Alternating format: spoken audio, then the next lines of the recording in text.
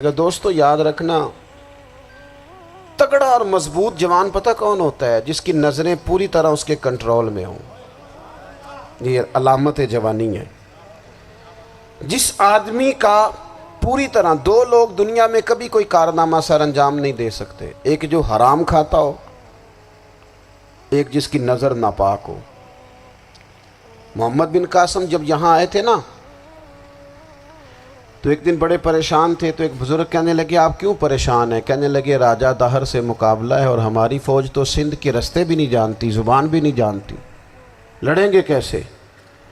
2-4 دن کے بعد ان بزرگوں کی دوبارہ محمد بن قاسم سے ملاقات ہوئی تو بڑے خوش تھے۔ کہا اب آپ کیوں خوش ہیں؟ کہنے لگے وہ میرا مقابلہ نہیں کر سکتا، میں نے تحقیق کر لی ہے۔ کہا کیوں؟ کہنے لگے نظر کا گندہ ہے، اور جو نظر کے گندے ہوتے ہیں وہ میدانوں میں ٹھہرا نہیں کرتے۔ میدان کے لیے نکلنے کے لیے پاک جوانی کی ضرورت ہوتی، تطہیر مزاج ہونا ضروری ہوتا ہے، پاکیزہ افکار اور سچی اور سچی ستھری سوچوں کا ہونا ضروری ہوتا ہے۔ اس لیے فرمایا کہ میرا مقابلہ نہیں کر سکتا۔ حضرت عبداللہ ابن حذافہ کمرے میں تھے، تو وزیر کی بیٹی اندر سجی سنوری پہنچ گئی۔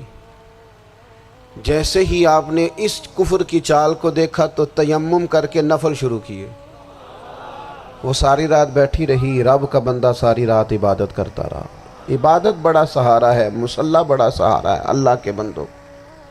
صبح دروازہ کھولا، وزیر نے اپنی بچی سے پوچھنا چاہتا تھا رزلٹ کیا نکلا، تو وہ کہنے لگی پیچھے ہٹ جا، اب تیرا میرا تعلق کوئی نہیں، میں نے نبی پاک کا کلمہ پڑھ لیا۔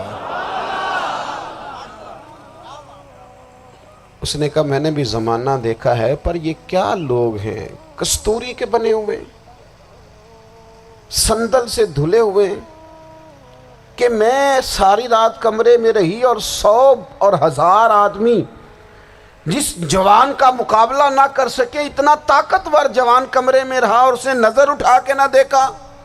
او کچا رنگ للاری والا جڑا چڑھدا تے لیندا رہندا ہے، اے عشق تیرے دا رنگ محمد چڑھیا پھر نہیں لیندا۔ میں کہا ایک دفعہ نظر اٹھا کے نہیں دیکھا، کمال ہو گئی۔ اتنے بڑے لوگ، اتنی بڑی سعادت مندی، فیروز بختی، معاملہ فہمی حد ہو گئی۔ اللہ اکبر۔ دوستو بادشاہ جب پوری طرح ہار گیا نا، اس نے کہا مار دو۔ تیل گرم کیا ایک کڑاہی میں، اور جب آپ کو اس میں ڈالنے لگے تو آپ کی آنکھوں میں آنسو آ گئے۔ بادشاہ کا خیال ہوا شاید نرم ہو گئے ہیں، کہنے لگا روئے کیوں؟ فرمانے لگے سوچتا ہوں جان ہی ایک ہے، کتنا مزہ ہے اس کی راہ میں جان دینے کا، کتنی لذت ہے اس کے نام پر مرنے میں، کتنا لطف ہے۔ جے تو چڑھیا اتے دار بھی نہیں، تے جے تو وکیا عشق بازار بھی نہیں، تے ایڈا سستا سودا پیار بھی نہیں، تے ایڈا سستا لبدا یار بھی نہیں۔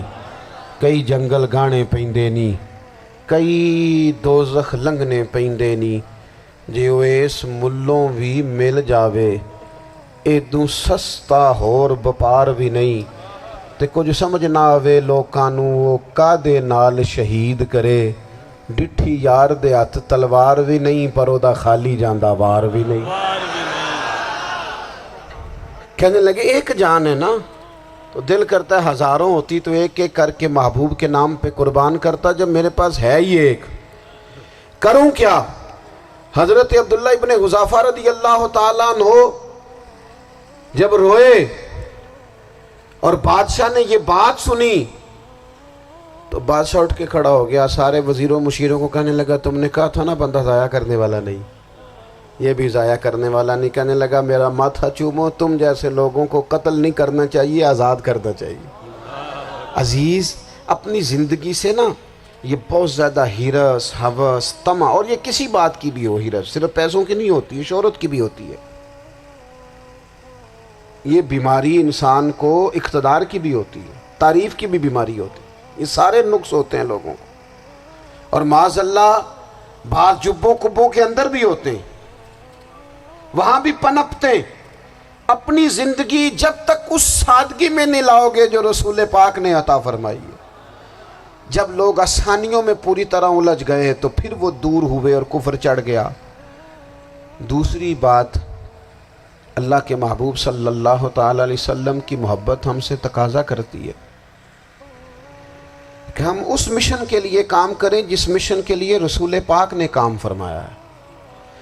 ہم سارے کام بڑے مضبوطی سے، سوچ سمجھ کے، تدبر سے، حکمت سے، تقاضوں کو مد نظر رکھتے ہوئے کرتے ہیں سارے کام۔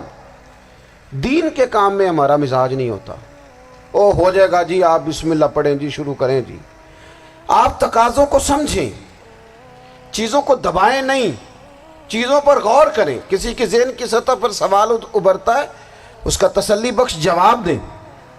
اپنی زندگی میں دین کے کام کے لیے اپنے آپ کو وقف کریں، اور دین کے کام کے بہت سارے پہلو ہیں۔ ہزاروں لوگوں کو قرآن پاک ٹھیک پڑھنا نہیں آتا، ہزارہا لوگ ہیں جو قرآن مجید کے مطالب سے آگاہ نہیں ہیں، دین کی بنیادی ضروریات سے لوگ نابلد ہیں۔ میں آپ کو کس طرح یہ بات سمجھاؤں کہ ہزاروں کی تعداد میں طلاقیں اس لیے ہوتی ہیں کہ مردوں کو طلاق کے مسئلے نہیں آتے، انہیں پتہ نہیں ہے کہ مجھے حقوق زوجین کے معاملے میں کیسے چلنا۔ ڈھیر سارے گھروں میں تباہی اس لیے ہے کہ تربیت اولاد کا دینی منہج ہمیں نہیں پتا۔ اپنا حصہ ملائیں دین کے کام میں۔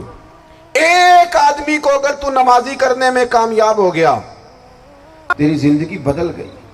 وہ دین بیزار لوگ جو ہمارے بیچ بیٹھ کے ہماری نوجوان نسل کو پگڑی اور داڑھی کا نام لے کے بنیادی طور پر دین سے دور کرتے، ایسے نوجوانوں کو دین کا پیغام محبت دے کر دین کے قریب کرنا ہماری ڈیوٹیوں کا حصہ ہے۔ ہمیں ذمہ داری کا احساس کرنا پڑے گا، ہمیں یہ خاص قدم اٹھانا پڑے گا، توجہ دینی پڑے گی۔ مساجد، مدارس، میں آپ سے عرض کروں، اتنی ڈٹ کے مخالفت ہوتی ہے نا مدرسوں کی، اتنی ڈٹ کے۔ میں ادارہ چلاتا ہوں، اس کے چلانے میں جو مشکلات ہیں وہ تو ہم بتا نہیں سکتے آپ کو، اس لیے کہ میری قوم، میرا اس قوم سے تعلق ہے جو نعت خواں امیر کرنا چاہتی ہے، مدرسے نہیں۔ ہاں، نقیب خطیب پیدا کرنا چاہتی ہے، شعر و شاعری کی زندگی کو پروان چڑھانا چاہتی ہے۔ فقط ہمارا ان لوگوں سے تعلق ہے جو لاکھوں کروڑوں روپیہ محافل پہ لگائیں گے، اور قاری صاحب بیچارے اگر مسجد کا کوئی ہونے والا کام کسی وقت بتا دیں گے تو وہ بڑی مشکل آ جائے گی ان کے لیے۔ یہ کیسے ہو سکتا ہے، آپ نے یہ ڈیوٹی بتا دی۔ مدارس، اور جتنا اہم رول دین کو پھیلانے میں مدارس اسلامیہ کا ہے، اتنی زبردست، لوگوں کا خیال ہوتا ہے میری طرح کے لوگ شاید کام کرتے ہیں، ڈیوٹی کرتے ہیں۔ یہ 10-15 لوگ آپ کو نظر آتے ہیں جو آپ کو کہیں میڈیا پر یا ادھر ادھر ڈیوٹی کرتے، مخلص لوگ اپنی جگہ پہ، وہ بھی بڑا ہی کام کر رہے ہیں، جو میڈیا پہ آ کے بھی اخلاص سے اور درد دل سے کو دین کی، ان کی بھی کسی بات کی حوصلہ شکنی نہیں۔ لیکن ہزارہا اساتذہ جو مدارس میں بیٹھ کے پڑھاتے ہیں، جنہوں نے وہ سارے لوگ تیار، آپ سمجھ نہیں سکتے کتنا بڑا کام۔ حفظ کا استاد جو ہوتا ہے نا، اس کی ڈیوٹی 24 گھنٹے ہوتی ہے، فجر سے پہلے، اور اس نے بچوں کو اٹھانا۔ تنخواہ تو ہم انہیں دینا نہیں نہ چاہتے جی، تنخواہ نہیں دے دی انہوں نے، ہمیں مولوی امیر نہ ہو جانا۔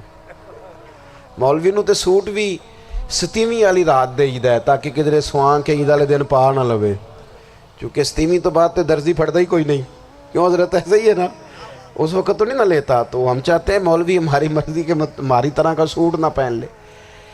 مدارس کی مضبوطی، آپ یہ دیکھ لیں، یہ صلاح الدین ایوبی کا تعلق بھلا کس